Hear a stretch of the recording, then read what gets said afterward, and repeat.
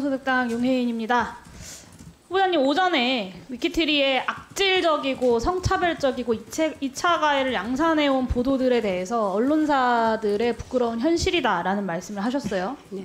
위키트리만 그런 게 아니고 대한민국 주요 언론사들의 주요 행태다라는 이제 변명을 하신 건데, 대한민국 언론사가 몇 개인지 아십니까? 어디까지가 기준일지 모르겠지만 수천 개, 수만 네, 개까지도. 2021년 12월 31일 기준으로 확인한 언론사가, 제가 확인한 언론사가 5,397곳이고요. 이 중에 인터넷 신문 사업체가 4,084곳입니다. 그러니까 성상투마 2차 가해성 기사 혐오 장사로 그 인터넷 신문 사업체들이 다 돈을 벌고 있는 것처럼 이야기를 하셨는데, 저는 언론 종사자분들께 사과하셔야 된다고 생각하고요. 위키트리처럼 하지 않고 정도를 걷는 언론사들이 훨씬 더 많다는 점을 말씀드리겠습니다. PPT 띄워주시고요.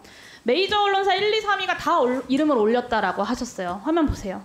지난 19년부터 22년까지 언론중재위원회 시정권고 현황입니다. 보이시죠? 네, 보입니다. 4년 동안 꾸준히 이름을 올린 언론사 어딘지 보이시나요?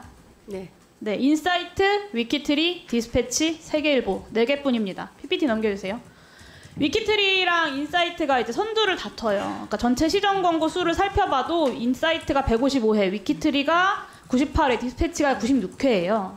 그러니까 이 대한민국 언론의 현실이 아니라 사실은 위키트리의 현실이었던 것이고, 그 위키트리의 현실이 대한민국의 이런 언론의 보도의 문제점들을 선도한 겁니다. 그러니까 그것을 선도하는 데 성공한 기업인이신 거예요.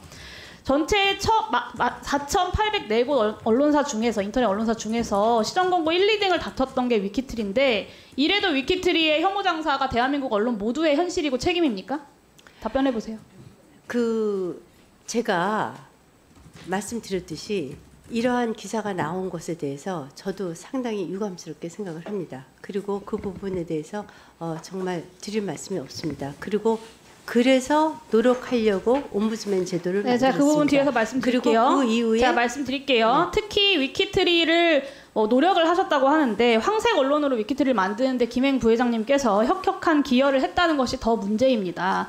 2022년에 숫자가 줄었다, 본인 노력으로 그렇게 됐다라고 말씀하셨는데, 애초에요 이렇게 늘어난 게 김행 후보자가 경영을 맡은 이후에 이렇게 늘어난 거예요. 그렇진 않고요. 맞습니다. 보세요. 네. 2017년까지 한 자릿수였던 시정 권고수가 김행 후보자가 경영에 관여했던 2018년부터 2자릿수로 폭증합니다. 원래는 1건, 3건, 8건이었거든요, 위키트리가.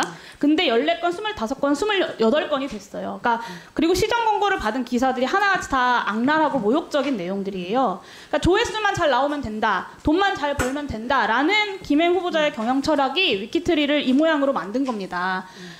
누누이 얘기하시는 게 폐업 위기에 내몰렸던 기업을 성공시킨 거다라고 말씀하시는데, 그 성공 비결이 이런 악랄한 기사들, 차별 장사, 혐오 장사, 조회수 장사였던 겁니다.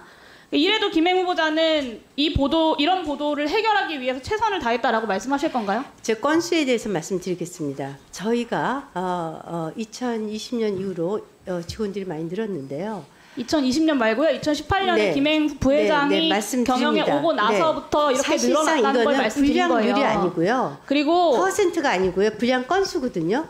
이것은 불량률로 따지면은 저희는 이거가 그래서 기사 더 많이 생산했기 때문에 그 중에 비율은 얼마 안 된다라고 얘기하시는 거예요? 네, 기사 다른 언론사들과 절대적인 숫자를 비교해도 저렇게 많은데? 그래서 기사 생산 건수와 노출 빈도와 굉장히 밀접한 관련이 있습니다. 자꾸 그리고 21년부터 옴부즈맨 얘기하셔가지고 이거 말씀드릴 건데요. 들으세요 좀. 본인이 했다는 거, 본인이 옴부즈맨 도입하고 해결하려고 노력했다는 걸 보니까 문제가 있었다는 건 알고 계셨던 거예요. 제가 다른 것도 보여드릴게요. 네, 2019년 3월 김행 위키트리 부회장의 SNS 게시글입니다. 보이시죠?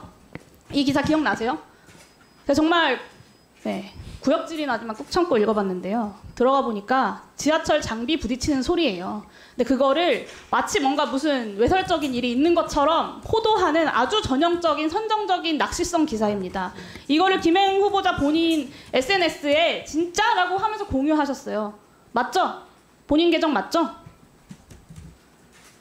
네, 심지어 김건희 여사가 좋아요도 누르셨더라고요. 그러니까 후보자 개인 SNS에 이런 공유 글들이 차고 넘쳐요. 그런데 나는 노력했다. 그 말을 누가 믿겠습니까? 하나만 더 보여드릴게요. 2019년 3월 김행 후보자의 SNS 게시글입니다. 동영상까지 찍혔다, 영상 속 행위 시키더라 이런 피해자의 호소에서 자극적인 부분만 도려낸 아주 악의적이고 비윤리적인 보도입니다. 1분만 보세요.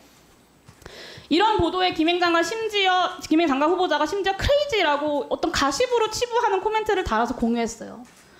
이게 고위공직자의 성접대와 성폭력 사건을 대하는 위키트리 부회장 김행 여성가족부 장관 후보자의 태도입니다. 정말 처참한 인식이고요. 저게 KBS 동영상을 제가 한 거 아닙니까? 그리고 거짓말로 넘어가실 수 있다고 생각하시는 거 같아서 말씀드리는데요. 김행 후보자가 2018년에 조회수 장사에 눈이 팔려서 이 선정적 언론사를 만든 주범이자 핵심이에요. 그러니까 다른 방면으로 최선을 다하신 건데, 네, 모 취업 정보 사이트에서 2018년부터 2023년까지 소셜뉴스에 재직한 직원들의 리뷰를 추천해서 분석한 결과예요. 제가 한 게 아닙니다. 단점의 가장 큰 키워드가 경영진이에요. 조회수 압박이 심해진다, 조회수 실적 낮으면 연봉이 깎인다, 트래픽 기사 공장이다, 자극적 이슈만 찾게 된다. 이런 회사 기조에 대한, 운영 기조에 대한 직원들의 호소가 넘쳐납니다. 언론이 보도한 위키트리 내부 증언을 봐도 마찬가지예요. 2018년부터 직접 업무를 통제하면서 조회수 중심의 분위기를 주도했고, 트래픽 기준으로 인사를 평가했고, 원중위 조정 등의 공적 규제도 제대로 반영하지 않았다라는 증언이 보도에 있습니다. 심지어 오전에 제가 질의하자마자 저희 의원실로 위키트리에서 재직하셨던 분의 전화가 왔어요.